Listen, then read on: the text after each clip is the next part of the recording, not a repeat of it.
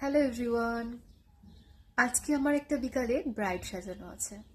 তো আমি ফার্স্টে যাচ্ছি স্কুল থেকে বাড়ি আসার পর সোজা ভাইকে নিয়ে চলে যাব ব্রাইডের বাড়িতে। কাছেই আমাদের এখান থেকে 5-10 মিনিটের রাস্তা। তো তোমাদেরকে অবশ্যই দেখাবো আমার ব্রাইডকে বিকালে। আমি স্কুল থেকে বাড়িতে এসে কিছু ফল খেয়েছি, যেহেতু আজকে আমার ফাস্টিং আছে। তো ফল খাওয়ার পর আমি ড্রেস চেঞ্জ করে রেডি হয়ে বসে আছি ব্রাইডের কলের অপেক্ষায়, কারণ বললাম যেহেতু ব্রাইডের বাড়ি কাছাকাছি। আর আমি ওকে কল করেছিলাম যে রেডি আছে কিনা, তো বলল দিদি তুমি একটু পরে আসো। তো পরেই যাই, একটু ও কল করবে, তারপরে বেরোবো বাড়ি থেকে।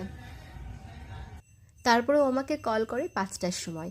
আর ও কল করতেই আমি দেরি না করে ভাইয়ের সাথে বেরিয়ে যাই এবং ওদের বাড়িতে পৌঁছে যাই। 10-15 মিনিটের মধ্যে গিয়ে দেখি ও তখনও স্নান করছে। তারপরে ও বেরোলেই আমি ওকে দেরি না করে সাজাতে বসি। তারপর ও রেডি হওয়ার পর আরও দুজন ছিল পার্টি মেকআপ করার জন্য, এই একজন